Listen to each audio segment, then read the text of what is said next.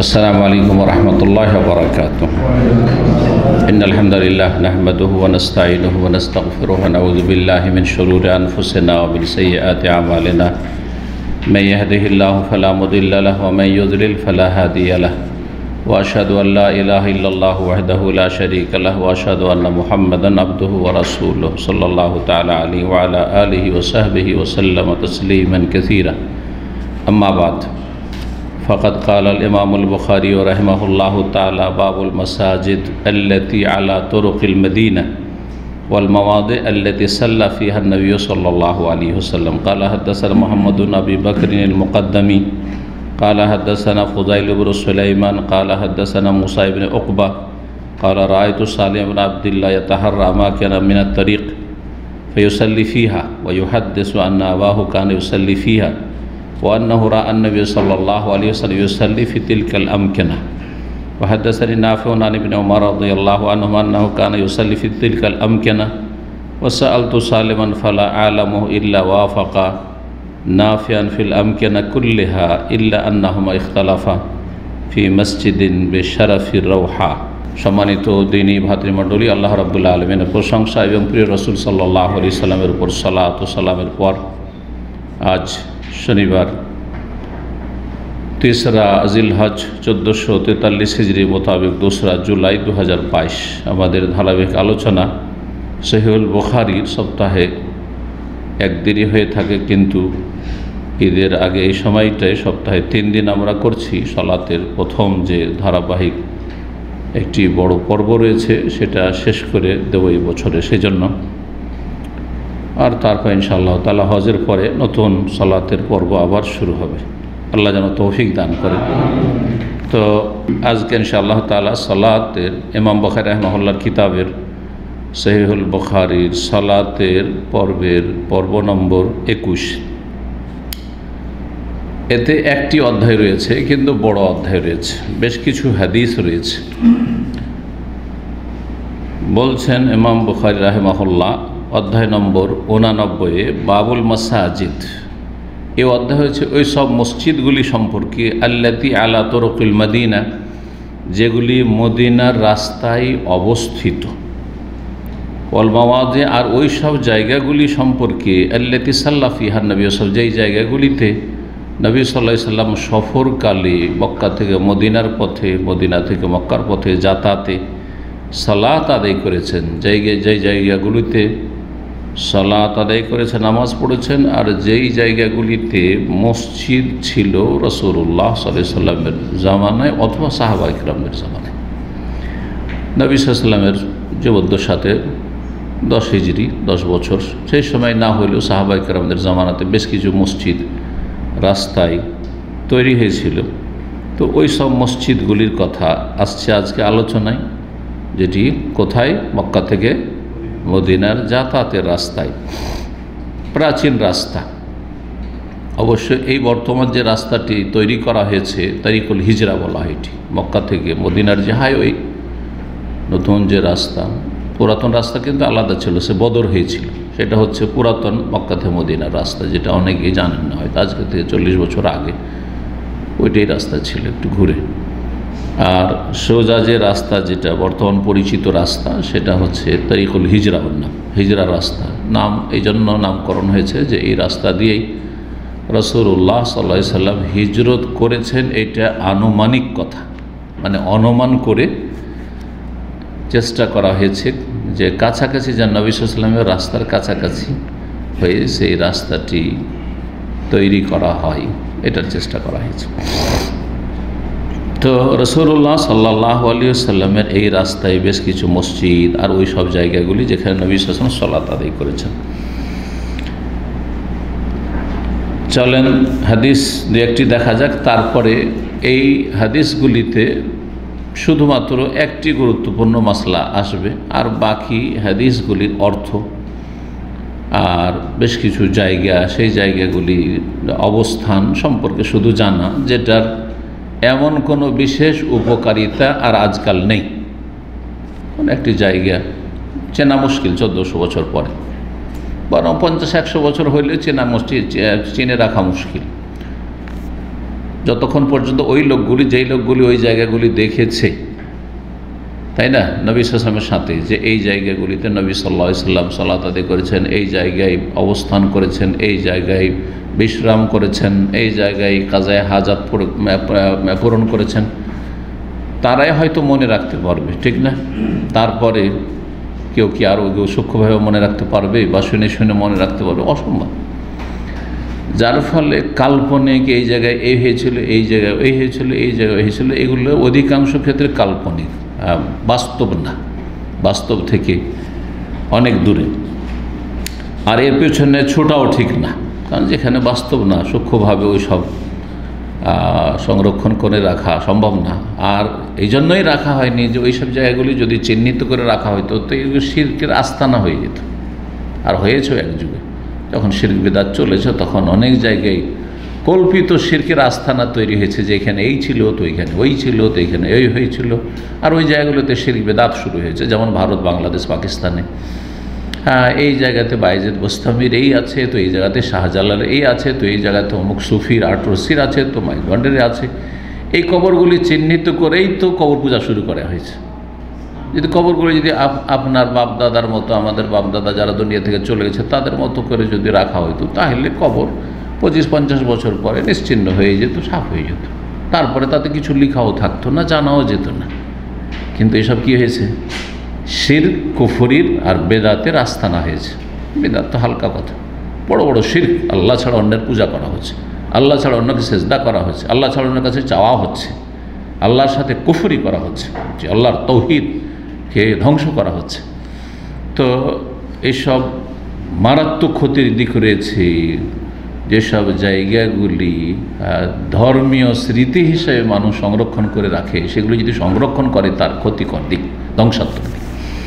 যার ফলে সালাফে সালেহিনরা সাহাবায়ে কেরামদের পরে সাহাবায়ে কেরাম পর্যন্ত চিনতেন ওই জায়গাগুলি, তাবেঈন, তাবা তাবেঈন ওসব চিহ্নিত করে রাখেননি যে এই জায়গায় এই হয়েছে, তো এই জায়গায় এই করেছেন, এই জায়গায় এই করেছেন। 483 নম্বর হাদিস বর্ণনা করছেন ইমাম বুখারী রাহিমাহুল্লাহর ওস্তাদ মুহাম্মদ ইবনে আবি বকর, তার ওস্তাদ ফুযাইল ইবনে সুলাইমান, তার ওস্তাদ মুসা বিন উকবা। তিনি বলছেন, রাআইতু সালেম ইবনে আব্দুল্লাহ, আমি আব্দুল্লাহ বিন উমর রাদিয়াল্লাহু তাআলা আনহুমার ছেলে সালেম বা আনহুমের ছেলে সালেমকে দেখেছি। সালেম হচ্ছেন প্রখ্যাত তাবেঈ এবং বড় একজন ইমাম ছিলেন মদিনার তাবেঈনদের যুগে। আর তিনি সাহাবীর ছেলে, প্রখ্যাত সাহাবী আব্দুল্লাহ, যিনি ওমর বিন খাত্তাব আমিরুল মুমিনিনের ছেলে এবং খলিফা হওয়ার যোগ্য ছেলে, আর সুন্নতের ক্ষেত্রে সাহাবায়ে কেরামের মধ্যে প্রসিদ্ধ, সুন্নতের পাবন্দির ক্ষেত্রে রাসূলুল্লাহ সাল্লাল্লাহু আলাইহি ওয়াসাল্লামের সুন্নতের ক্ষেত্রে অত্যন্ত যত্নবান ছিলেন। এমনকি যেগুলি শারঈ সুন্নত নাই, সেগুলো তিনি ভালোবাসার খাতিরে আর মহব্বতের জন্য তিনি সেগুলি করতেন, যেটা অন্য কোনো সাহাবী করতেন না, অন্য কোনো সাহাবীরা কেউ করতেন না। এই কথাটা এতটা জেনে রাখেন, তারপরে যখন দেখবেন তখন সেখানে বলবো যে কী কী তিনি করতেন, যে কাজগুলি অন্য সাহাবীরা করতেন না। জি। তো সালেম বিন আব্দুল্লাহকে আমি দেখেছি। কি দেখেছেন? ইয়াতাহাররা আমাকে না মিনাত তারিক, রাস্তায় বেশ কিছু জায়গার অনুসন্ধান করতেন। একটু থেমে থেমে দেখতেন যে এই যে জায়গাটা আছে না, এই জায়গায় রাসূলুল্লাহ সাল্লাল্লাহু আলাইহি ওয়াসাল্লাম সালাত আদায় করেছেন, ওই জায়গায় অবস্থান করেছেন, বিশ্রাম করেছেন, ওই জায়গাতে কিছুক্ষণ থেমেছেন ইত্যাদি।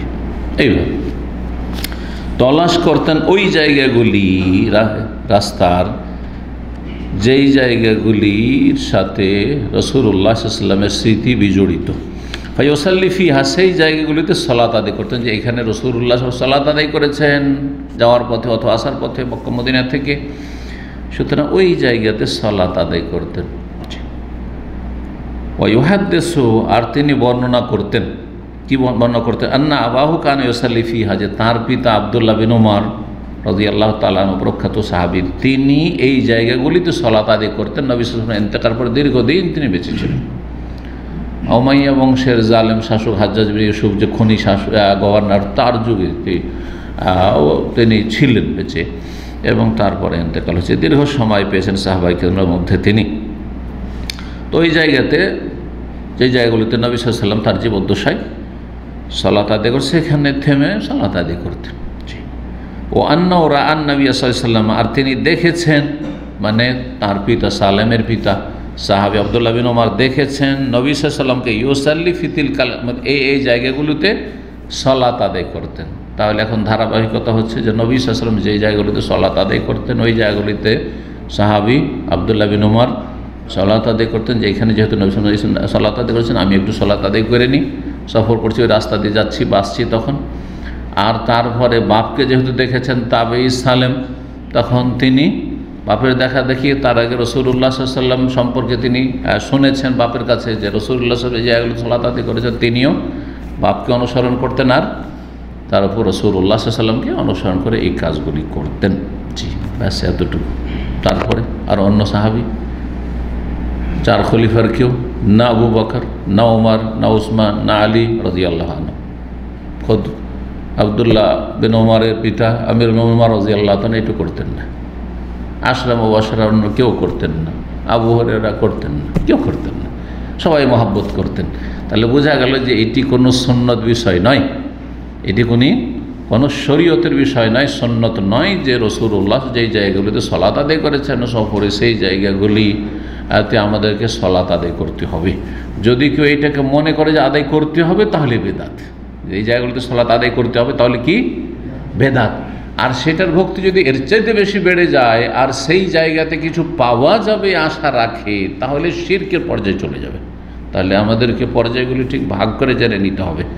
সব সময় শিরক নয়, যেটা শিরক নয় সেটাকে শিরক বলবো না, আর যেটা শিরক সেটাকে হালকা করে বেদাত বলবো না। মাজারে কেউ সিজদা করেছে বলছে এরা বেদাত করছে, না শিরক করছে, শিরক করছে।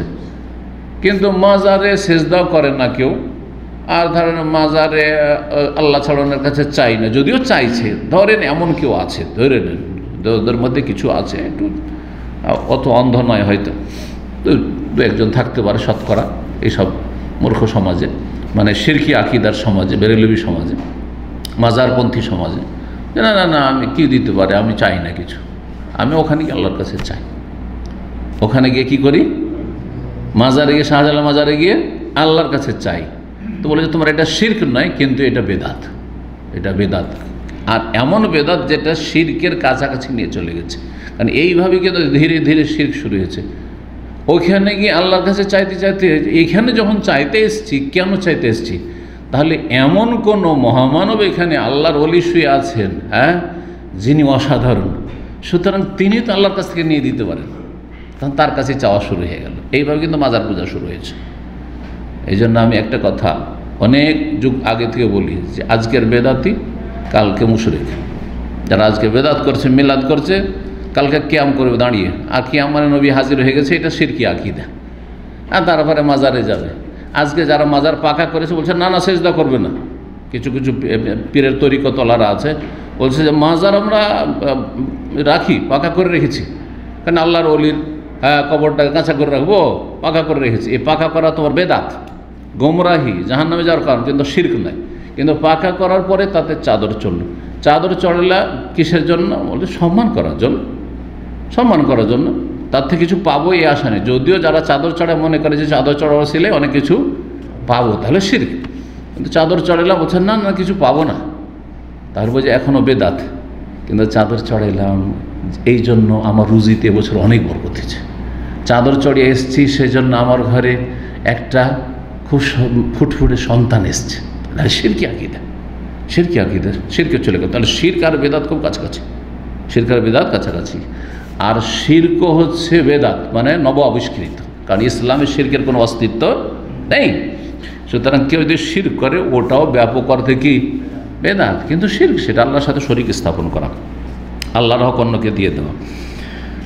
তো সাহাবী করতেন, কিন্তু অন্য অন্য সাহাবীরা করতেন না, শুধু আব্দুল্লাহ বিন ওমর করতেন। কী জন্য করতেন, তাহলে এই জন্য শুরুতে বলেছি যে তিনি অতি মহব্বত এবং নবী সাল্লাল্লাহু আলাইহি ওয়াসাল্লামের সুন্নতকে আঁকড়ে ধরে থাকতেন। এমনকি যেগুলি সুন্নত নয় তবে নবী সাল্লাল্লাহু আলাইহি ওয়াসাল্লামের অভ্যাসগত বিষয় যেটি করতেন সেটাও, যেমন নবী সাল্লাল্লাহু আলাইহি ওয়াসাল্লামের চুল ছিল বাবরি, এটি সুন্নত না, কখন সুন্নত না, এটি অভ্যাসগত বিষয়। তো নবী সাল্লাল্লাহু আলাইহি ওয়াসাল্লামের বাবরি চুল ছিল, সেজন্য আমিও চুল রাখবো, রাখেন, অসুবিধা নেই, জায়েজ আছে। কিন্তু যদি মনে করে যে এটা এবাদতগত সুন্নত, না এবাদতের এবাদত না, এটা দাড়ি হচ্ছে এবাদত, কিন্তু আমার বাবরি চুল রাখা কোনো এবাদত নয়। নবী সাল্লাল্লাহু আলাইহি সাল্লাম প্রাকৃতিক পাগড়ি পরা কোনো ধর্মের বিষয় না। পাগড়ি পরা আরবদের সাজ ছিল সেই যুগে। কাফের আবু জাহল আবু লাহাব পাগড়ি পরত, যেমন সুডানি, মুসলিম আর খ্রিস্টান সবাই পাগড়ি পরে, না পরে না? সবাই পরে। কথা বোঝা গেছে না? যেমন শাড়ি মুসলিম মহিলারাও পরে, হিন্দু মহিলারাও পরে। তো বলবে শাড়িকে বিশেষ সাজ বলবো না, ঠিক ওই রকমই ভারতীয়দের মহিলাদের কাপড় হচ্ছে শাড়ি সাধারণত, ঠিক ওই রকমই। আরবদের মাথার একটা সাজ ছিল কি? পাগড়ি। কাফেররা লড়াই করতে আসতো ইসলামের বিরুদ্ধে পাগড়ি পরে, আর মুসলিমরা পাগড়ি পরে। তো পাগড়ি এবাদত হয়ে গেল না? এগুলো জাল কথা। পাগড়ি পরে সালাত আদায় করলে 70 গুণ সব পাওয়া যাবে, একবারে জাল হাদিস, জাল হাদিস। আল্লাহ হাদিস আলোচনা করেছেন। তো যাই হোক, যদি কেউ নবী সাল্লাল্লাহু আলাইহি সাল্লামের ভালোবাসায় নিশ্চিত জানে এই জায়গায় যেন এই সালাত আদায় করেছেন, আর সে ব্যক্তি পর্যায়ে ব্যক্তিভাবে একজন দুজন কেউ করলো, তাহলে সেটা বেদাতের রূপ ধারণ করবে না। আমি জানি যে এই জায়গাটি এখন জানার কোনো সূত্র নাই, কিন্তু আর অন্যরা কেউ করেন এই রাস্তা, কিন্তু ওলামারা এই জন্য বন্ধ করে দিয়েছেন, কারণ এটি হচ্ছে শিরক বেদাতের রাস্তা। সুতরাং এই চোরা রাস্তা বন্ধ করে দিতে হবে। কিন্তু সাহাবায়ে কেরামদের যুগে এই সম্ভাবনা ছিল না। আব্দুল্লাহ বিন উমর একা এটা করতেন, দলবদ্ধভাবে কেউ করেনি তাকে ফলো করে।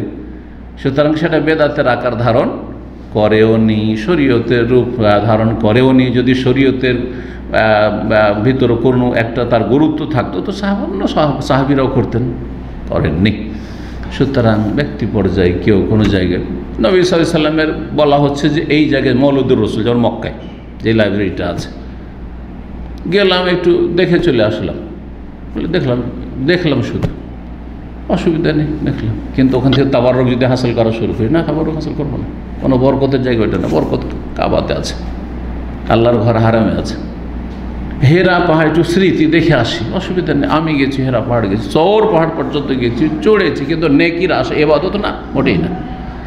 তো যদি কেউ ব্যক্তি পর্যায়ে করে এই ধরনের কাজ আর জানা থাকে যেমন সাহাবীরা, তাহলে তো ঠিক ছিল। কিন্তু এখন প্রথম কথা জানাই না যে কোন জায়গায় কোথায় নবী সাল্লাল্লাহু আলাইহি ওয়াসাল্লাম আদায় করেছেন, আর বসেছেন, আর অবস্থান করেছেন, আর ঘুমিয়েছেন রাস্তায়। 2 নম্বর কথা, যে দলবদ্ধভাবে শুরু হইলেই তখন শিরক বেদাতের রাস্তা খুলে যাবে। সুতরাং ওলামারা এই রাস্তাকে বন্ধ করে দিয়েছেন। যে যেমন তুর্কি আমলে মানে আনুমানিক, হ্যাঁ এই জায়গায় এই হয়েছিল, এই জায়গাতে এই হয়েছিল। সাকিফা বানি সাইদা যে খেলাফতির প্রথম মিটিং বসেছিল, ওই জায়গাতে একদম এমন করে সাজানো ছিল সেখানে বেদাত হইত। সৌদি সরকার যখন আসলে দেখছে এগুলো তো শিরক বেদাতের আখড়া হয়ে গেছে, তো কী করতে হবে এই জায়গাগুলোকে? না, একদম সাইনবোর্ড আর বা কোনো কিছু পাকা তৈরি করা আছে, চিহ্নিত করা আছে, সবকে ভেঙে ফেলতে হবে, যাতে করে শিরক বেদাত একবারে নির্মূল হয়ে যায়, মুছে যায়। কিন্তু যারা মদিনার বংশ পরম্পরা থাকছে, তারা জানে যে এই জায়গায় তো আমরা মদিনা ইউনিভার্সিটিতে পড়াশোনা করেছি, বিশেষ করে আলেম সমাজ বা ছাত্র যারা দিন সম্পর্কে, ইসলামের ইতিহাস সম্পর্কে, সিরাত সম্পর্কে জ্ঞান রাখে, জানি যে এই জায়গাটিতে ওই মিটিংটা হয়েছিল সাকিফা বানি সাইদা। সে মসজিদ নববীর পাশে একটা সুন্দর পার্কের মতো হয়ে আছে। কিন্তু ওখানে যদি কিছু লেখা থাকতো তো কত বেদাতি যে ওখানে শিরক বেদাত করতো, চুমা দিত। মসজিদের নবীর গায়ে এসে চুমা দিচ্ছে, দেয়ালে চুমা দিয়ে, আমাদের চোখের সামনে বহু দেখেছি, মশাম আর উমরা মশাম। তাহলে এরকম জায়গায় চুমা দিত না যে এই জায়গায় সাহাবা কেরাম মিটিং করেছে, এই জায়গাতে প্রথম খলিফা নির্বাচন হয়েছে আবু বকর সিদ্দিক রাদিয়াল্লাহু তাআলা, ইত্যাদি ইত্যাদি। তো এই জন্য এসব করা যাবে না।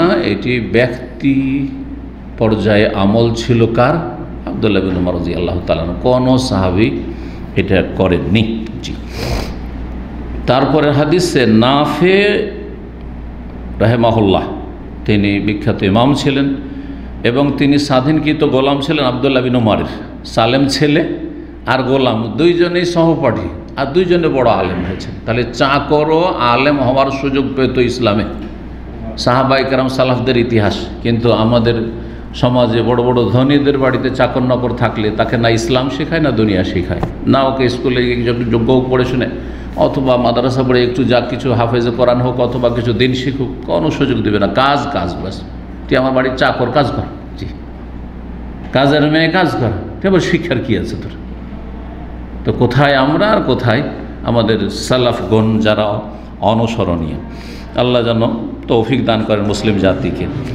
তো বলছেন নাফি ইবনে ওমর রাদিয়াল্লাহু তাআলা থেকে আন্নাহু কানা ইউসাল্লি ফি তিলকাল আমকিনা, তিনি আব্দুল্লাহ বিন ওমর ওই সব জায়গাগুলিতে সালাত আদায় করতেন যে জায়গাগুলিতে নবী সালাত আদায় করতেন। ও সালতু সালেমান, সালেমকে জিজ্ঞাসা করছেন, নাফে এবং সালেম যেহেতু দুইজনেই একই রকমের আর একই ওস্তাদ, মানে আব্দুল্লাহ বিন ওমরের সব ছাত্র, তো বলছেন আমি সালেমকে জিজ্ঞেস করেছি তার ছেলেকে, ফালা আলামহু ইল্লা ওয়াফাকা নাফিআন, আমি জানি না যে কোনো ক্ষেত্রে তিনি বিপরীত কিছু বলেছেন, সব ক্ষেত্রে ওয়াফাকা নাফে, আর নাফে যেই কথাগুলি বলে তথ্যগুলি যে এই জায়গায় সালাত আদায় করেছেন এই জায়গায় সালাত আদায় করেছেন ঠিক ওইভাবেই বলেছেন, কোনো পার্থক্য নেই। কুলফিল আমকিনাতি কুল্লিহা ইল্লা আন্নাহুমা ইখতালাফা ফি মসজিদিন, একটা মসজিদ সম্পর্কে যে এই জায়গায় সালাত আদায় করেছেন কিনা রাসূলুল্লাহ সাল্লাল্লাহু আলাইহি ওয়াসাল্লাম, যেই জায়গাগুলিতে সালাত আদায় করেছেন রাসূলুল্লাহ সাল্লাল্লাহু আলাইহি ওয়াসাল্লাম, তার অধিকাংশ জায়গাগুলিতে সাহাবায়ে কেরাম অথবা তাবেঈনদের যুগে এটা করে মসজিদ বানিয়ে দেওয়া হয়, যে এই জায়গায় যখন নবী সাল্লাল্লাহু আলাইহি ওয়াসাল্লাম সালাত আদায় করে গিয়েছেন আর আমাদের মসজিদের এলাকাতে প্রয়োজন আছে, জনগণ বসবাস করে, সুতরাং একটা মসজিদ ওইখানেই বানায়, কোনো দোষের কথা নেই, কোনো দোষের কথা নেই, সেটাও মসজিদ বানিয়ে দিলাম ওই জায়গায়। তো ওই যে মসজিদটি তৈরি হয়েছিল পরবর্তীতে কোথায়, বেশারাফির রাওহা, রাওহার উচ্চ স্থানে, রাওহা নামক স্থানে যখন মদিনা থেকে জুলহুলাইফা পার করে শহর পার করে চলে যাবেন সামনের দিকে, তখন রাওহার একটা সাইনবোর্ড এখনও দেখা যায়, রাওহা। তো এই রাওহার শারাফ মানে উঁচা জায়গা, এই জন্য সম্মানিত ব্যক্তিকে শরীফ বলা হয়, কারণ সমাজের সে উন্নত ব্যক্তি, যে সম্মানিত ব্যক্তি। 484 নম্বর হাদিস, আব্দুল্লাহ বিন ওমর রাদিয়াল্লাহু তাআলা আনহু হতে বর্ণিত, তিনি বলেছেন মুসা বিন উকবা কান্না রাসূলুল্লাহ কানা ইয়ানজিলু বিযিল হুলাইফা। হাদিসগুলো ইমাম বুখারী রাহিমাহুল্লাহ এমনভাবে নিয়ে এসেছেন যে নবী সাল্লাল্লাহু আলাইহি ওয়াসাল্লাম মদিনা থেকে সফর শুরু করেছেন আর তারপরে মক্কা পর্যন্ত পৌঁছেছেন, বিভিন্ন জায়গায় একবারে মক্কা পর্যন্ত কোথায় কোথায় কোন জায়গাগুলিতে নেমেছেন, অবতরণ করেছেন বা বিশ্রাম করেছেন অথবা সালাত আদায় করেছেন, এইগুলো নিয়ে এসেছেন। তো রাসূলুল্লাহ কী করতেন, ইয়ানজিলু বিযিল হুলাইফা, প্রথম গিয়ে অবতরণ করতেন জুল হুলাইফা, যেটার বর্তমান নাম কি জানেন না, আবিয়ারে আলী, আবারে আলী বা আবিয়ারে আলী, কিন্তু জুল হুলাইফাটা হচ্ছে হাদিসের নাম, যেটা মদিনা থেকে এহরাম বাঁধার মিকাত। হেনা ইয়াতামের যখন ওমরা করতেন, ওফি হাজ্জাতিহি, আর যখন তিনি হজে ছিলেন, হজেও আর ওমরা তো সেখানে অবতরণ করতেন, কারণ ওখান থেকে এহরাম করবেন সেই জন্য। হিনা হাজ্জা ওয়াফি হাজ্জাতি, হিনা হাজ্জা যখন হজ করেছিলেন, একটি হজ বিদায় হজ, কোথায় নেমেছিলেন সেই জায়গাটি কোথায় ছিল, এখন তো মসজিদ তৈরি হয়ে গেছে, সেই সময়ের অবস্থার সাথে কোনো সম্পর্ক নেই। হ্যাঁ, কত পার্থক্য হয়ে গেছে, 100 বছর পরে 50 বছর পরেই পার্থক্য হয়ে গেছে, এখন তো অনেক সময় চলে গেছে। কোন জায়গা ছিল সেটি বলছে, তাহাতা সামরাতিন, একটি বাবলা গাছের তলায়, সামরা বলা হয় বাবলা গাছকে, বলেন তো বাবলা গাছ, হ্যাঁ। ফি মওদিন, এমন এক জায়গায়, ফি মওদিল মসজিদ আল্লাযী বিযুলহুলাইফা, সেই মসজিদের জায়গায় যেটা জুলহুলাইফায় পরে নির্মাণ করা হয়েছে, তার যে মসজিদটি এখন তো বড় হয়েছে, তখন এক ছোট্ট ছিল, তারপরে মসজিদ তৈরি ছিল, ওই জায়গায় একটি বাবলা গাছ ছিল। তার নবী সাল্লাল্লাহু আলাইহি ওয়াসাল্লাম প্রথম যখন অবতরণ করেন তখন না ওখানে কোনো মসজিদ ছিল, বাস মেকাত নির্ধারণ করলেন, ওখানে একটা বাবলা গাছ ছিল, সেই বাবলা গাছের তলায়, কারণ একটু ছায়ারও প্রয়োজন, তো সেখানে অবতরণ করেছেন। ওয়াকান ইজা, রাজা যখন ফিরে আসতেন মিন গাজউইন, কোনো জিহাদ যুদ্ধ থেকে, কানা ফিতিলকা তারিক, আর ওই রাস্তা দিয়ে ফিরে আসছেন, আফি হাজ্জিন, অথবা হজে হতেন, আও উমরাতেন, উমরাই হতেন, তাহলে কি করতেন, হাবাতা মিন বাতনে ওয়াদিন, হাবাতা মানে নামতেন, হাবাতা হাবাত মানে নামা, এই জন্য প্লেন নামাকে, ল্যান্ডিংকে হবুত আরবিতে বলা হয় আজকাল, হবুতুত তায়রা, দেখবে ওই যে সাইডবোর্ডগুলোতে ইংলিশে একদিকে লেখে তার একদিকে লেখে হাবাতাতে তায়রা, মানে ল্যান্ডিং করেছে। হাবাতা মানে নামতেন মিন বাতনে ওয়াদিন, উপত্যকার মধ্যভাগে, উপত্যকার মধ্যভাগে, বাতন মানে পেট, এটা মধ্যভাগ, তো মধ্যভাগে নামতেন। ফাইজা জাহারা, আর যখন ওপরে উঠতেন, জাহারে আজহার মানে ওপরে ওঠা, নিচে থেকে, যখন ওপরে উঠতেন মিন বাতনে ওয়াদিন, উপত্যকার মধ্যবর্তী স্থল থেকে, আনাখা বিল বাতহায়ে, বাতহা নামক স্থানে উটকে বসিয়ে দিতেন, আল্লাতি আলা শাফিরিল ওয়াদি, যেটা আল ওয়াদি শারকিয়া, ওয়াদির পূর্ব কিনারায় যা অবস্থিত। এখন উপত্যকা, প্রথম কথা ওয়াদি দুই দিকে উঁচা জায়গা পাহাড়ের মতো, আর মাঝখানে যে নিচু ঢালু জায়গা, এটাকে কি বলা হয়? ওয়াদি বলা হয়। বর্ষা বৃষ্টি হলে পানি সেই ওয়াদি উপত্যকা দিয়ে প্রবাহিত হয় আরব দেশগুলিতে। এটা হচ্ছে ওয়াদি, উপত্যকা। তো এখন ওই জুলহুলাইফা গেলে তো বুঝতেই পারবেন না যে কোনখানে ওয়াদি উপত্যকা আছে, এমন হয়ে গেছে। তবে একটু এদিক সেদিক গেলে বোঝা যাবে। ওখান থেকে একটা উপত্যকা নালার মতো এসছে, মদিনা ইউনিভার্সিটির গেটের সামনে দিয়ে এসে একেবারে ওহদ পর্যন্ত এসছে, যেটাকে ওয়াদি আকিক বলা হয়, ওয়াদি আল আকিক। আর ওইটাই হচ্ছে ওয়াদি আকিক, যেটা জুলহুলাইফার ওখানেও ছিল, আবার ওই ওহদ পর্যন্ত এসছে। মদিনা ইউনিভার্সিটির সামনে ওই জায়গাটা সারা বছর এমনি শুকা পড়ে থাকে, কিন্তু বর্ষা যখন হয়, মদিনা আবার বর্ষা হয় তখন খুবই বর্ষা বৃষ্টি হয়, এখানকার মতো না যে বছর বর্ষায় নিতাম হয়। তো ইল্লা মাশাআল্লাহ, তো বর্ষা হয়ে এমন হইতো যে সাঁতার কাটার মতো পানি হয়ে যেত। এবার শুনলে যে কোনো বাচ্চা ওখানে ডুবে গেছে, মানে মানুষ ডুবার মতো অবস্থা, জি, যখন ভর্তি হয়ে যেত। আর এমনি সময় আমি এক দুবার হেঁটেওছি দূর থেকে, চলো হেঁটেই চলে যাই। তো হেঁটে ওখান দিয়ে শুকনো হেঁটে পার হয়ে গেছি, আবার উপর উঠে গেছি। যেমন আমার দেশে অনেক নদী আছে, বছরে কিছু কিছু সময় শুকিয়ে যায়। জি, তো বলছেন যে সেই বাথা নামক স্থানে উটকে বসিয়ে দিতেন। আল্লাহ তাআলা শাফিরিল ওয়াদি শারকিয়া, উপত্যকার পূর্ব কিনারে রয়েছে ফার রাসা, আর সেখানে রাতের কিছু অংশ বিশ্রাম করতেন। আর রস মানে বিশ্রাম করা, রাতের কিছু অংশ, গোটা রাত কাটানো নয়। রাতে চলতে চলতে চলতে গিয়ে ক্লান্ত হয়ে গেছেন, চলো একটু 2-3 ঘন্টা একটু এখানে আরাম বিশ্রাম করে নিই। সাম্মা ফাররাসা, সাম্মা মানে ওখানে, সাম্মা মানে হুনালিকা, ফাসাম্মা ওয়াজহুল্লাহ, যেমন কোরআনে রয়েছে। সাম্মা মানে হুনা, সুম্মা মানে অতঃপর, আর সাম্মা মানে দেখেন, সুম্মা সায়ে পেশ দিলে অতঃপর, তারপর, আর সাম্মা মানে হুনালিকা, ওখানে। তো বলছেন ফাররাসা সাম্মা, সেখানে বিশ্রাম করতেন, হাত্তা ইউসবিহা, ভোর হওয়া পর্যন্ত। লাইসা ইনদাল মসজিদ আল্লাযী বিহিজারাতিন, সেই মসজিদের কাছে নয়। এখন এগুলো কি করে বুঝবেন? কিন্তু মসজিদ নেই, অনেক মসজিদ নেই, অনেক মসজিদ অন্যরকম হয়ে গেছে। কোন মসজিদ বোঝানো হয়েছে?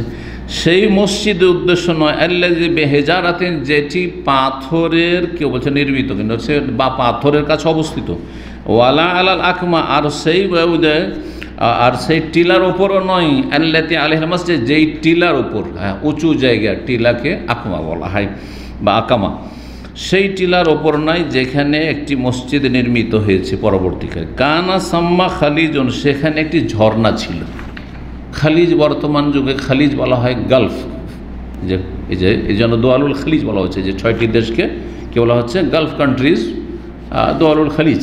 তো খালিজ এই যে আমরা উপসাগর, উপসাগর হচ্ছে খালিজ। কিন্তু এখানে খালিজ বলতে তার ওই সাগর বা উপসাগর নয়, এখানে খালিজ মানে হচ্ছে ঝর্ণা। কানা সাম্মা খালিজ, ওখানে একটি ঝর্ণা ছিল।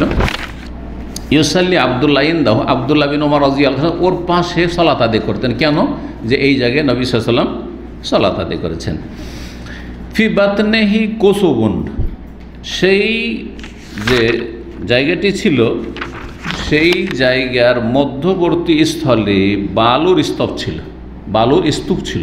বালুর কি ছিল? ঢের বা স্তূপ ছিল। কুসুব কয়েকটি স্তূপ ছিল। কাসিবুন মানে হচ্ছে একটি স্তূপ, কাসিবা মাহিলা কোরআনে কারীম রয়েছে। আর কুসুব মানে বেশ কিছু স্তূপ ছিল। কানা রাসূলুল্লাহ ইউসাল্লি, সাম্মা ইউসাল্লি, নবী সাল্লাল্লাহু আলাইহি ওয়াসাল্লাম ওখানে সালাত আদায় করতেন। ফাতাহা ফিহিস সাইল, কিন্তু সেই যুগেই সেখানে বন্যা প্রবাহিত হয়। তাহলে মদিনা তো মাঝে মাঝে কি হইতো? বন্যা হইতো। ফাতাহা ফিহিস সাইল বিল বাথা, বাথা নামক এলাকায় সেখানে বন্যা প্রবাহিত হয়। হাত্তা দাফানা যালিকাল মাকান, এমন বন্যা প্রবাহিত হয় যে বন্যার স্রোতে সেই জায়গাটি নিশ্চিহ্ন হয়ে, দাফন হয়ে গেছে মানে নিশ্চিহ্ন হয়ে গেছে, নিশ্চিহ্ন হয়ে গেছে। আল্লাযী কানা আব্দুল্লাহ ইউসাল্লি ফি, যেই জায়গায় আব্দুল্লাহ বিন ওমর সালাত আদায় করতেন আর বলতেন যে এখানে রাসূলুল্লাহ সাল্লাল্লাহু আলাইহি ওয়াসাল্লাম সালাত আদায় করেছেন। ঠিক 485 নম্বর হাদিস বলছেন যে আব্দুল্লাহ বিন ওমর রাদিয়াল্লাহু তাআলা হাদিস বয়ান করেছেন, নবী সাল্লাল্লাহু আলাইহি ওয়াসাল্লাম কী করতেন বলছেন, সাল্লাহ হাইসুল মসজিদুস সাগীর, সালাত আদায় করতেন যেই জায়গায় ছোট্ট একটি মসজিদ তৈরি হয়েছে তখন, আল্লাযী দুনাল মসজিদ, যেটি সেই মসজিদের কাছাকাছি, আল্লাযী বিশরাফির রাওহা, রাওহার উঁচু স্থানে যে আরেকটি মসজিদ রয়েছে তার কাছাকাছি। তাহলে সেখানে দুটো মসজিদ ছিল সেই যুগে। ওয়াকাদ কানা আবদুল্লাহ ইয়ালামুল মাকান, আর আবদুল্লাহ বিন ওমর ওই জায়গাটি জানতেন, আল্লাযী কানা সাল্লা ফিহিন নবী, যেখানে নবী সাল্লাল্লাহু সালাত আদায় করেছেন তিনিই জানতেন, যে তিনি সচক্ষে দেখেছেন, নবী সাল্লাল্লাহু আলাইহি ওয়াসাল্লামকে সাথে থেকেছেন। ইয়াকুল, আর তিনি বলতেন, সাম্মা আইয়ামিনেকা, কোথায় নামাজ পড়েছেন নবী সাল্লাল্লাহু আলাইহি ওয়াসাল্লাম বলছেন যে সেখানে তোমার ডান দিকে, তোমার ডান হাতে পড়বে। কখন ডান হাতে পড়বে, তাহলে কীভাবে দাঁড়াইতে হবে তো ওটাও তো বুঝতে হবে। তো বলছেন যে সাম্মা, সেখানে আনি আমিনেকা, তোমার ডান দিকে পড়বে।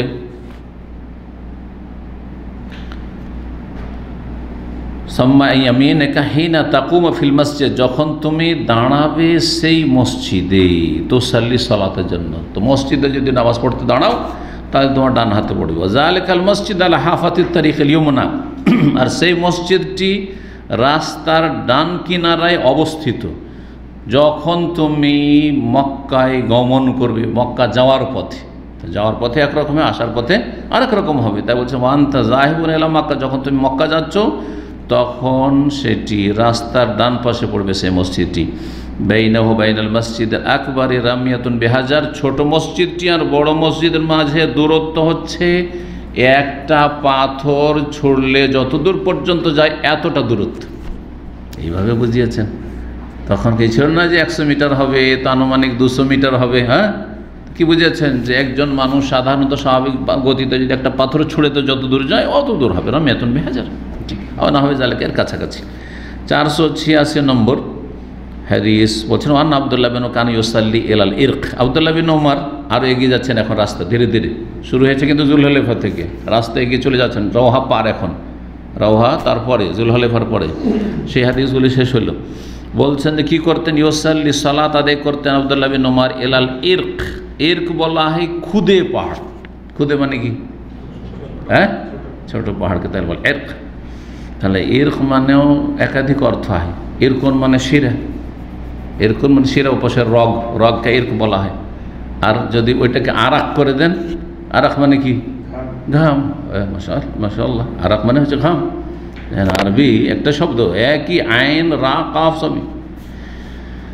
তো সেই খুদে পাহাড়টির পাশে আল্লাযী ইনদা মুনসারাফির রওহা, যেটি রওহার শেষ প্রান্তে, মুনসারাফ মানে একটা রাস্তা যাচ্ছে, রাস্তা গিয়ে শেষ হয়ে যাচ্ছে, ওখান থেকে এখন ফিরে আসতে হবে, তাহলে ওখান থেকে মোড়, যেটাকে মোড় বলা হয়, সেই মোড়ের পাশে বা শেষ প্রান্তে। ওয়াজালিকাল ইরকু ইনতিহাউ তারফিহি আলা হাফাতিত তারিক দুনাল মসজিদ আল্লাযী বাইনাহু বাইনাল মুনসারিফি ওয়া আনতা যাহিবুন ইলা মক্কা, বলছেন যে ওই খুদে পাহাড়টি কোথায়, ইনতিহাউ তারফিহি, তার শেষ প্রান্ত বা প্রান্ত সীমা, শেষ প্রান্ত মানে প্রান্ত সীমা কি, শেষ প্রান্ত হচ্ছে আল হাফাতিত তারিখ, রাস্তার এক কিনারায়, দুনাল মসজিদ, সেই মসজিদটির কাছাকাছি, আল্লাযী বাইনাহু, যার মাঝে, ওয়া বাইনাল মুনসারিফ, আর সেখানের যে শেষ প্রান্ত রয়েছে, সেই শেষ প্রান্তর মাঝে যখন তুমি মক্কার রাস্তায় যাচ্ছ। ওয়াকাদ উবতুনিয়া সাম্মা মসজিদুন, সেখানে পরবর্তীকালে একটি মসজিদ বানানো হয়, নির্মাণ করা হয়। ফালাম এখন আবদুল্লাহ ইউসাল্লি ফি যালিকাল মসজিদ, ওই মসজিদে আবদুল্লাহ বিন ওমর রাদিয়াল্লাহু আনহু সালাত পড়তে যেতেন না, কারণ ওখানে নবী সাল্লাল্লাহু আলাইহি ওয়াসাল্লাম সালাত আদায় করেননি। নফল সালাতের জন্য মসজিদ যেতেন না, কোথায় যেতেন, যেই জায়গায় নবী সাল্লাল্লাহু আলাইহি ওয়াসাল্লাম সালাত আদায় করেছেন, কিন্তু সেটা ব্যাপক আকারে সাহাবীরা করেননি। সুতরাং কেউ বলতে পারবেন যে এগুলো সুন্নাত, এগুলি সুন্নাত, যা আমি হেরা পাহাড়ের গোয়ায় চড়বো আর সেখানে সালাত আদায় করবো, সৌর পাহাড়ের গোয়ায় চড়বো, সেখানে সালাত আদায় করবো, মোনাজাত করবো। জি, কারণ সৌর পাহাড়ের গুহায় ছাত্র জীবনে গেছি, তো আমার সাথে কিছু দেওবন্দি, হাটহাজারি, ফারেক কিছু ছাত্র ছিল, হাটহাজারি থেকে এসেছে, হানাফি ছাত্র তারা, তো ওদের তো এগুলো মানে অতিভক্তিটা আছে এখানে, আর অতিভক্তি করতে গিয়ে বেদাত হয়। সৌর পাহাড়ে চড়ার পরে তারপরে সেখানে শুরু করলো মোনাজাত, আর কান্নাকাটি করে যে মোনাজাত হইল। জি, আর এতে দেখেছেন হেরাতে, লাইন ধরে নামাজ পড়ে লোকেরা, যাই নামাজ বিছা আছে আর লাইন ধরে। কিছু বিদাতি আছে নামাজ পড়ে, আর কিছু দুনিয়াদার আছে বিদাতি আছে, তারা কি করে ছবি তুলে, সেখানে উট নিয়ে দাঁড়িয়ে আছে, হ্যাঁ, পেট পূজারি ব্যবসায়ীরা ওটের পিঠে চড়িয়ে দিল, একটা করে ছবি তুলে দিল, আর তারপরে 10 রিয়াল 20 রিয়াল, তখন 10 রিয়াল ছিল আমাদের, যে 10 রিয়াল করে নিয়ে নিল। এখন তার দরকার হয় না, কারণ নিজের হাতে মোবাইল আছে, কেউ 1 পয়সা দিবে না। কিন্তু ওই যুগের কথা বলছি যখন মোবাইলের যুগ ছিল না। তো তাই বলছেন ওয়াকাদুবতনিয়া সাম্মা মসজিদ, সেখানে একটি মসজিদ বানানো হয়েছে। ফালাম এখন আব্দুল্লাহ ইয়াসালিফি জালিকাল মসজিদ কান ইয়াতরুকু ইয়াসারি, সে মসজিদটিকে বাম হাতে ছেড়ে দিতেন, ওয়ারাহু পেছনে, ওয়ায়ুসাল্লি আমামাহু, সামনে গিয়ে পেছনে ছাড়তেন, বাম আর কোন দিকে কোথায় ছাড়তেন, বাম দিকে ছেড়ে দিতেন, সামনে এগিয়ে চলে যেতেন। এলাল ইরকে নাফসিহি, সেই খুদে পাহাড়টির দিকে এগিয়ে চলে যেতেন। ওয়াকান আবদুল্লাহ ইয়ারুহু মিনা রাওহা, আবদুল্লাহ বিন উমর যখন রাওহা থেকে এগিয়ে যেতেন, রাহা ইয়ারুহ মানে যাওয়া, এই জন্য রুহ মানে কি যাও, তাই না, রুহ, ওই রুহ রাহা থেকে। কানা আবদুল্লাহ ইয়ারুহ যেতেন মিনা রাওহা থেকে, ফালাই ওসাল্লি জোহর আদায় করতেন না, চলো তুই এগিয়ে গিয়ে আদায় করবো, যেখানে নবী সাল্লাল্লাহু আলাইহি ওয়াসাল্লাম আদায় করছে ওইখানে গিয়ে জোর পড়ে, একটু দেরি হোক, কাজা নয় কিন্তু একটু দেরি হোক, সমস্যা নেই। আর জায়েজ আছে, জোহর ধরেন 11:30 হচ্ছে, কেউ যদি 12:15 আদায় করে, 12:30 করে, জায়েজ আছে, এমন নয় যে গুনাহগার হয়ে গেল। তবে জামাত চললে জামাত পড়তে হবে, জামাত ওয়াজিব, ওটা আলাদা বিষয়। কিন্তু সবাই মিলে আমরা জামাত করবো, সফরে আছি আর আমরা একটার সময় জামাত করবো, এটা কোনো নাজায়েজ কাজ না। কথা বুঝতে পারছেন না? জি, আউয়াল ওয়াক্তে পড়া বেশি উত্তম, কিন্তু মাঝখানে অসুবিধা নেই, তবে তাড়াতাড়ি আদায় করলে ভালো, মানুষের হায়াত মত। জি, তো বলছেন যে সেখানে জোহর আদায় করতেন না, গিয়ে চলে যেতেন।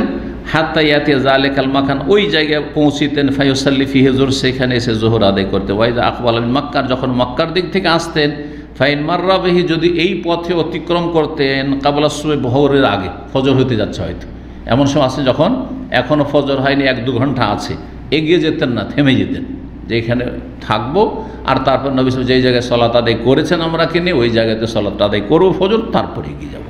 জি, বলছেন যে কাবলা সুবহ সাআতিন, ভোর হওয়ার বেশ কিছুক্ষণ আগে, ঘন্টা আগে, আও মিন আখিরিস সাহারি, অথবা ভোর রাত্রে পৌঁছে যেতেন। আর রাসা, সেখানে বিশ্রাম করতে লাগতেন, যে একটু এখানে ঘুমিয়ে নিই, আর তারপরে নবী সাল্লাল্লাহু আলাইহি ওয়াসাল্লাম যেহেতু এখানে বিশ্রাম করেছেন, বিশ্রাম করা হবে নবী সাল্লাল্লাহু আলাইহি ওয়াসাল্লামের ওই জায়গায় যেখানে ইসলামের স্মৃতি রয়েছে, রাসূলুল্লাহ সিরাতের স্মৃতি রয়েছে। হাত্তা ইউসাল্লি বিহা সুবহা, আর সেখানে ফজরের সলাত আদায় করতেন আব্দুল্লাহ বিন উমর রাদিয়াল্লাহু তাআলা আনহুমা। 487 নম্বর হাদিস, ওয়ান্না আব্দুল্লাহ হাদ্দাসাহু, আব্দুল্লাহ বিন উমর আরও বয়ান করেছে, সবগুলি কিন্তু আব্দুল্লাহ বিন উমর, কারণ অন্য কেউ যেহেতু এই কাজ করতেন না, ওই জায়গা তলাশ করতেন না। আন্না নবী সাল্লাল্লাহু আলাইহি ওয়াসাল্লাম কানা ইয়ানজিলু তাহতা সারহাতিন যাখমাতিন দুনা রুয়াইসা, আর একটু এগিয়ে চলে গেলে, আজকাল দেখবেন ডানে বামে লোকেশন দেওয়া আছে, আর ছোট ছোট গ্রাম, যে বধু গ্রামের কিছু নাম লেখা আছে, আমার মনে পড়ছে, কারণ এইসব রাস্তাতে বহুবার চলেছি। তো রুয়াইসা একটা জায়গায় লেখা আছে, রুয়াইসা লেখা আছে। তো বলছেন যে নবী সাল্লাল্লাহু আলাইহি ওয়াসাল্লাম অবতরণ করতেন, ইয়ানজিলু তাহতা সারহাতিন, সারহাতুন মানে হচ্ছে বৃক্ষ, গাছ, জাখমাতিন মানে বিশাল, মোটা মানুষকে জাখিম বলা হয়। তো বিরাট বা বিশাল গাছের তলায় অবতরণ করতেন নবী সাল্লাল্লাহু আলাইহি ওয়াসাল্লাম। দুনার রোয়াইসার নিকটবর্তী এলাকায়, আইয়ামিনী তারিক, রাস্তার ডান দিকে, ওয়াজাহাত তারিক, রাস্তার এক পাশে, ফি মাকানিন বাতহিন সাহলিন, এমন এক জায়গায় যেই জায়গাটি হয়তো প্রশস্ত সমতল, মানে প্রশস্ত সমতল ভূমিতে, মাকান ভূমি, আর বাতহিন মানে হচ্ছে আপনার সমতল, আর সাহাল মানে হচ্ছে প্রশস্ত সমতল ভূমিতে। তার ওখানে এমন একটা জায়গা আছে, কারণ পাহাড়ি এলাকা, মক্কা মদিনার রাস্তা, কিন্তু সমতল ভূমি রয়েছে আর প্রশস্ত জায়গা রয়েছে, সেখানে অবস্থান করে। হাত্তা ইউফজিয়া মিন আকমাতিন দোয়াইনা বারিদ রুয়াইসা মিলাইন, এমনকি সেখান থেকে তিনি বের হয়ে যেতেন, মানে এগিয়ে যেতেন। আফজা ইউফজি মানে পৌঁছে যাওয়া বা এগিয়ে যাওয়া, চলে যেতেন বা এগিয়ে যেতেন। মিন আকমাতেন, এমন একটি টিলা হয়ে, যেটা দোয়াইনা বারিদের রোয়াইসা মিলাইন, রোয়াইসার বারিদ মানে ডাকঘর কেউ অনুবাদ করেছে, আর বারিদ মানে হচ্ছে দূরত্ব হয়, সুতরাং দুটোই অনুবাদ হতে পারে। তো রোয়াইসার থেকে 2 মাইলের দূরত্বে দোনা বাড়ির যে ডাকঘর রয়েছে ডাকঘরের নিকটে, তাহলে সেই যুগে ডাকঘর হয়েছিল পরবর্তীতে, আর কারণ চিঠিপত্র আদান প্রদানের জন্য হতে পারে। এই অনুবাদ যদি ধরে না হয়, আর না হলে বারিদ মানে হচ্ছে দূরত্ব। তো কতটা দূরত্ব ছিল রয়সা থেকে? 2 মাইল দূর ছিল। জি। ওয়াকাদ ইনকাসারা আলাহা, আর ওই যে টিলা উঁচাটি রয়েছে তার ওপর ভাগটি ভেঙে পড়েছে। পাহাড় কিন্তু হয় নিচা হয় ধীরে ধীরে, ভেঙে ভেঙে ভাগ বলে। তো ফানসানা বলছেন যে ফানসানা ফি জৌফিহা, না এখানে ও গাছের কথা বলছে। ওয়াকাদ ইনকাসারা আলা, সেই গাছটি যে বিশাল গাছ ছিল সেই গাছের ওপর ভাগটি ভেঙে পড়েছিল। আর গাছ যখন ভেঙে যায় তখন আবার গাছের ডালগুলি থেকে ছোট ছোট অনেকগুলি শাখা প্রশাখা বা ডাল গজায়। তাই বলছেন ফানসানা ফি জৌফিহা, তার মাঝখান থেকে বেরিয়ে এসেছিল বিভিন্ন আরও কি ডালপালা। ওয়াহিয়া কায়েমাতুন আলা সাকিন, যেটি দাঁড়িয়েছিল, গাছটি কিন্তু আপন কাণ্ডের উপর দাঁড়িয়েছিল। শাক বলা হচ্ছে সেই কাণ্ডটিকে, যে গাছের বডি দাঁড়িয়েছিল। অফিস সাকেহা কোসবন কাসিরা, আর সেই গাছের গোড়ায় ছিল অনেকগুলি কোসব, কাসিবের বহুবচন কি, বালির স্তূপ। এর আগে আলোচনা করেছি, শব্দটি এসছে ফিবাত নেই, কোসব মানে বালুর বা বালির স্তূপ সেখানে ছিল। তো গাছের তলা তো বালি জমে ছিল, বালির স্তূপ ছিল। এই বর্ণনা করলেন। 488 নম্বর হাদিসে বর্ণনা করেছেন আন্না আব্দুল্লাহ বিন হাদ্দাস আব্দুল্লাহ বিন উমর রাদিয়াল্লাহু তাআলা বর্ণনা করেছেন আন্না রাসূলুল্লাহ ফি তারাফে তালআতিন মির ওয়ারাইল আরাজ। এখান থেকে আরেকটু এগিয়ে যেন মক্কার দিকে একটা জায়গা আরাজ, ওটারও কিন্তু লোকেশন আছে আজকাল। জি, ছোটো ছোটো সাইনবোর্ডগুলোতে এগুলোর নাম আছে আরাজ। তো বলছেন নবী সাল্লাল্লাহু আলাইহি ওয়াসাল্লাম সালাত আদায় করেছিলেন ফি তারফে তালআতিন। তালআ টিলে হইতে পারে, টিলেও বলা হয়, আবার কেউ কেউ অনুবাদ করেছেন নালার। তো একটা নালার কিনারায় মিওয়ারাইল আরজ, আরজ নামক স্থানের পেছন দিকে। যখন আনতা জাহিবুন এল হাজবা, যখন তুমি মালভূমি এলাকায় যাচ্ছ। বাংলাকে ভালো বুঝে, মালভূমি কাকে বলে? হ্যাঁ, গোলান মালভূমি, যারা ফিলিস্তিনের প্যালেস্টাইন ইতিহাস বা সিরিয়া যে দখল করেছিল ইসরায়েল, গোলান মালভূমি বলা হয়। জি, ঢালু জায়গা। জি। তো ওয়ান্তা জাহিবুন আল হাদবাতিন ইনদা যালিকাল মসজিদ, সেই মসজিদের কাছে কি ছিল? কবরানে আও সালাসাতুন, 2টি অথবা 3টি কবর ছিল। সেই যুগে সেখানে মসজিদের কাছে 2টি অথবা 3টি কবর ছিল। আর তারপর আলাল কবরে রাজমুম মিন হেজারাতিন আইয়ামিনিত তারিখ ইনদা সালেমাতিত তারিখ, আর সেই কবরগুলির ওপর স্তূপ ছিল পাথরের, মানে পাথর ওচা হয়েছিল একটু, পাথরের স্তূপ ছিল রাস্তার ডান পাশে। ইনদা সালেমাতিত তারিখ, যে বলছেন যে বড় পথের, যে বড় পথ রয়েছে সেই পথের পাশে। বাইনা উলাইকা সালেমাত আল্লাতি আব্দুল্লাহ ইয়ারুহু মিনাল আরজ, সেই সব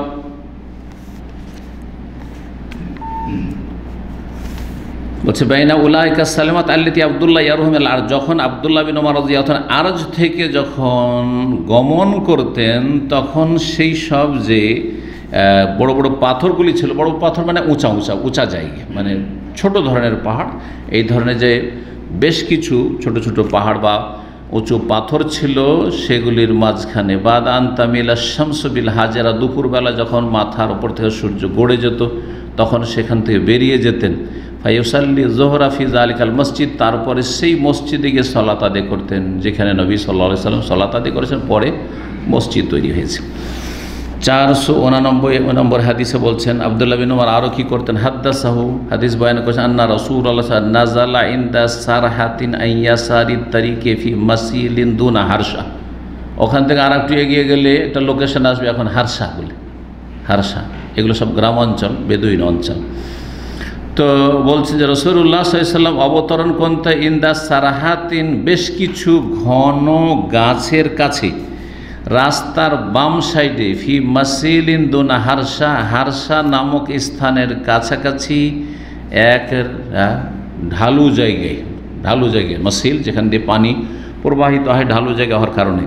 জালিকাল মাসিল লাসিকুন বেকোরাই হারসা, আর সেই ঢালু জায়গাটি হারসার এক প্রান্তর সাথে মিলিত ছিল, বাইনাহু বাইনা তারিক করিব মিন গলওয়া, তার মাঝখানে ওই জায়গার মাঝখানে আর রাস্তার মাঝখানে দূরত্ব ছিল একটি তীর ছোঁড়ার দূরত্ব। গলওয়া বলা হয় একটা তীর ছুড়লে সাধারণত যত দূর যায় ধনুক থেকে বেরিয়ে ততটা দূরত্ব। ওয়াকান আবদুল্লাহ ইউসাল্লি ইলা সারহাতিন হি আকরাবুস সারহাত, আবদুল্লাহ বিন উমর ওই ঘন গাছ বিশিষ্ট এলাকার আশেপাশে সালাত আদায় করতেন। কোথায় সেটা বলছেন, ইউসাল্লি সালাত আদায় করতেন যেই গাছগুলির মাঝে যেই গাছটি সবচেয়ে কাছের গাছ ছিল সেই গাছের পাশে সালাত আদায় করতেন। কাছে ছিল কোন দিক থেকে, রাস্তার দিক থেকে যেতে প্রথম যে গাছ কাছের গাছ সেখানে সালাত আদায় করতেন। ওয়াহিয়া আতওয়ালহন্না, সেই গাছটি সবচাইতে লম্বা গাছ ছিল। এখন ওগুলো কিছুই নেই, তাই না? তাহলে এসব বোঝার আসলে নয়, কিন্তু সহিহ বুখারীতে হাদিস আছে।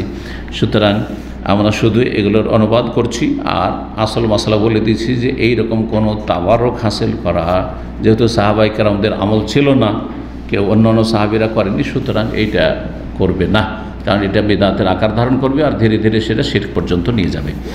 আর 2-3টি হাদিস আছে, ইনশাআল্লাহ শেষ করে নিই। 490 নম্বর হাদিস, ওয়ান আব্দুল্লাহ বিন ওমর হাদাসাহু, আব্দুল্লাহ বিন ওমর বর্ণনা করছেন, আন্না কানা ইয়ানজিলু ফিল মাসিল আল্লাযী ফি আদনা মাররি জাহরান। এখন আর একটু এগিয়ে চলে যান, তাহলে মাররু জাহরান একটা লোকেশন আসবে। এখনও রোডের ডানে বামে দেখেন মাররু জাহরান লোকেশন আছে। নবী সাল্লাল্লাহু আলাইহি ওয়াসাল্লাম অবতরণ করতেন ফিল মাসিল, সেই ঢালু জায়গায়, আল্লাযী ফি আদনা মাররি জাহরান, যেটি মাররু জাহরানের কাছাকাছি, কেবালাল মদিনা, মদিনার দিকে, হিনা ইয়াহবিতু মিনাস সাফরাওয়াত, যখন সাফরাওয়াত নামক স্থান থেকে অবতরণ করতেন উঁচা জায়গা থেকে, ইয়ানজিলু ফি বাতনি যালিকাল মাসিল, সেই ঢালু জায়গায় আর মধ্যবর্তী স্থলে অবতরণ করতেন। আইয়াসারি তারিখ, রাস্তার বাম সাইডে, যখন তুমি মক্কার দিকে গমন করছো, মক্কার দিকে যখন গমন করছো তখন রাস্তার বাম সাইডে। লাইসা বাইনা মানজিল রাসূলিল্লাহ বাইনা তারিক ইল্লা রামিয়াতুন বিহাজার, রাসূলুল্লাহ সাল্লাল্লাহু আলাইহি ওয়াসাল্লাম অবস্থানের জায়গায় এবং রাস্তার মাঝে দূরত্ব ছিল, তখনকার রাস্তার মাঝে দূরত্ব কতটুকু ছিল, ইল্লা রামিয়াতুন বিহাজার, একটি পাথর ছুঁড়লে যত দূর যায় এতটা পাথর ছোঁড়ার দূরত্বে ছিল। 491 নম্বর হাদিস বলছেন, ওয়ান আব্দুল্লাহ বিন ওমর হাদাসা, আব্দুল্লাহ বিন ওমর রাদিয়াল্লাহু তাআলা আনহুমা আরও বর্ণনা করেছেন যে কাকে, নাফেকে, তার ছাত্র, এখানে আগে নাফের কথা রয়েছে, অথবা মুসা বিন উকবা আর নাফে, হ্যাঁ নাফে আর তার ছেলে সালেম, এই দুজনই তো বর্ণনা করেছেন তার পিতা থেকে অথবা তার মালিক থেকে নাফে। নবী সাল্লাল্লাহু আলাইহি ওয়াসাল্লাম কী করতেন, কানা ইয়ানজিলু বিজতুয়া, এখন মাররু জাহরান মানে কাছাকাছি, তো মক্কার কাছাকাছি চলে গেছেন, তারপরে এখন একেবারে মক্কার নিকটবর্তী এলাকায় চলে গেছেন, মক্কার ভিতরে এখন এই জায়গাগুলি পড়ে গেছে তুয়া বা জিতুয়া নামক স্থান। তো বলছেন অবতরণ করতেন নবী সাল্লাল্লাহু আলাইহি ওয়াসাল্লাম জিতুয়া নামক স্থানে, ওয়াইয়াবি, তো সেখানে রাত কাটাতেন, রাত্রি যাপন করতেন, হাত্তা ইউসবিহা, ভোর হওয়া পর্যন্ত, ইউসাল্লি সুবহা হিনা ইয়াকদাউ মক্কা, যখন মক্কা পদার্পণ করতেন তখন জিতুয়া নামক স্থানে ভোরের ফজরের সালাত আদায় করেন, তারপরে মক্কাতুল মুকাররমে প্রবেশ করতেন। মুসাল্লা রাসূল ফি যালিকা, আর রাসূলুল্লাহ সালাতের জায়গা হচ্ছে আলা আকমাতিন গালিজাতিন, শক্ত টিলার ওপর, লাইসা ফিল মসজিদ আল্লাযী বুনিয়া সাম্মা, যেই মসজিদটি সেখানে নির্মাণ করা হয়েছে ওই মসজিদের জায়গায় সালাত আদায় করেননি নবী সাল্লাল্লাহু আলাইহি ওয়াসাল্লাম বলছেন। ওয়ালাকিন আসফালা মিন যালিক, ওই টিলা, যে শক্ত টিলার নিচু স্থানে সালাত আদায় করেছেন নবী সাল্লাল্লাহু আলাইহি ওয়াসাল্লাম, আলা আকমাতিন গালিজা, আরেকটি টিলার ওপর। 452 বলছে টিলার ওপর সালাত আদায় করেছেন, কিন্তু মসজিদের ভিতর যে মসজিদ পরে নির্মাণ করা হয়েছে সেই মসজিদের জায়গাতে সালাত আদায় করেননি, কথা বলছেন। 492 হাদিসে বলছেন যে আব্দুল্লাহ বিন ওমর রাদিয়াল্লাহু তাআলা আনহুমা বর্ণনা করেছেন তাকে, নাফিকে, আন্না নবী ইস্তাকবালা ফুরদাতাইল জাবাল আল্লাযী বাইনাহু ওয়া বাইনাল জাবালিত তাওয়িল নাহওয়াল কাবা, এখন কাবার পাশে পৌঁছে দিয়েছেন। মদিনা থেকে শুরু করে রাসূল কোথায় সালাত আদায় করলেন, কোথায় অবস্থান করলেন, কোথায় রাত কাটালেন, আর এখন মক্কায় পৌঁছে গেছেন। মক্কার কাবার দুই দিকে যে বড় বড় দুটো পাহাড়, একটা হচ্ছে আবু কুবাইস আর একটা হচ্ছে জাবালে কয়কান। তো নবী সাল্লাল্লাহু আলাইহি সাল্লাম কী করতেন, ইস্তাকবালা, সামনে করতেন, ফুরজাতাইল জাবাল, পাহাড় বা পর্বতের প্রবেশ পথকে, যে দুই পাহাড়ের মাঝখানে যে প্রবেশ পথ সেটাকে সামনে করতেন। আল্লাযী বাইনাহু বাইনাল জাবালি তওয়িল, যেটি সেই পাহাড় যেই পাহাড়ের মাঝে আর দীর্ঘ লম্বা পাহাড়ের মাঝে যেটা কাবার কাছে রয়েছে, এর মাঝে রয়েছে, এই দুটোর মাঝখানে নবী সাল্লাল্লাহু আলাইহি ওয়াসাল্লাম কী করতেন? সামনে হয়ে দাঁড়াতেন। ফাজাআল আল মসজিদ আল্লাযী বুনিয়া সাম্মা, সেখানে যে মসজিদটি তৈরি করা হয়েছে সেটিকে কোথায় রাখতেন? বলছেন যে ইয়াসার আল মসজিদ, সেই মসজিদের বাম দিকে রাখতে হবে। তারাফিল আকমা, যেটা নির্মাণ করা হয়েছে টিলার এক প্রান্তে। ও মুসাল্লা নবী আসফালা মিনহু, আর নবী সাল্লাল্লাহু আলাইহি ওয়াসাল্লামের সালাতের জায়গা ছিল তার চাইতে নিচু এলাকায়, আল আকমাতি সওদা, কালো একটি টিলার ওপর, যেখানে সালাত আদায় করেছে রাসূলুল্লাহ সাল্লাল্লাহু আলাইহি ওয়াসাল্লাম। তাদাও মিনাল আকমাতে, সেই টিলা থেকে তুমি যদি জানতে চাও সূক্ষ্মভাবে যে কোন জায়গাটিতে নবী সালাত আদায় করেছেন, বলছে সেই টিলাটি, এখন ওগুলোও নেই, সব তো বিশাল বিশাল পাহাড় তো সব শেষ হয়ে গেছে। তো 1400 বছর আগের কথা বলছেন যে টিলা থেকে তুমি ছেড়ে দেবে 10 গজ, আসরাত আজ 10 গজ ছেড়ে দেবে, অথবা তার আনুমানিক ছেড়ে দেবে। সুম্মা তুসাল্লি, তারপরে তুমি সালাত আদায় করে মুস্তাকবিল আল ফুরদাতাইন মিনাল জাবাল, পাহাড়ের প্রবেশ পথকে সামনে করে ওই জায়গায়, আল্লাযী বাইনাকা, যেটা তোমার মাঝে এবং কাবার মাঝখানে পড়ছে, একদিকে কাবা আর আরেকদিকে সেই পাহাড়টি পড়বে, এখানে যদি দাঁড়াও তাহলে ওই জায়গা থেকে 10 হাত বা 10 গজ দূরে রাসূলুল্লাহ সাল্লাল্লাহু আলাইহি ওয়াসাল্লাম সালাত আদায় করেছেন। এইভাবে নবী সাল্লাল্লাহু আলাইহি ওয়াসাল্লামের মক্কা থেকে মদিনার পথে কোথায় কোথায় সালাত আদায় করেছেন, ওই হাদিসগুলি ইমাম বুখারী রাহিমাহুল্লাহ সংকলন করে এখানে নিয়ে এসেছেন এই পর্বে। এখানে আজকের আলোচনা আমাদের শেষ হলো। আল্লাহ রাব্বুল আলামিন যেন কবুল করেন। আর ইনশাআল্লাহ তাআলা ঈদের পর থেকে শুরু হবে সালাতের আবু সুতরাতুল মুসাল্লি, মুসাল্লির সূত্রা পর্ব। মুসাল্লির জন্য যে সামনে সূত্রা 8 লাগবে, এর বিধান সম্পর্কে যে হাদিসগুলি আসছে সেগুলি শুরু হবে, কয়েকটি পর্ব হবে, তারপরে আবার সালাতের ওয়াক্তের পর্ব, তারপরে সালাতের নিয়ম নীতিমালার পর্ব, অনেকগুলি সালাতের পর্ব আসবে, হয়তো বছর পার হয়ে যাবে। আল্লাহ যেন পুরা করার তৌফিক দান করেন এবং রব্বুল আলামিন যেন কোরআন এবং হাদিসের জ্ঞান অর্জন করে সে অনুযায়ী জীবনযাপনের তৌফিক দান করেন। ওয়া সাল্লাল্লাহু ওয়া সাল্লাম আলা নবিয়িনা মুহাম্মদ ওয়া আলা আলিহি ওয়া সাহবিহি আজমাইন।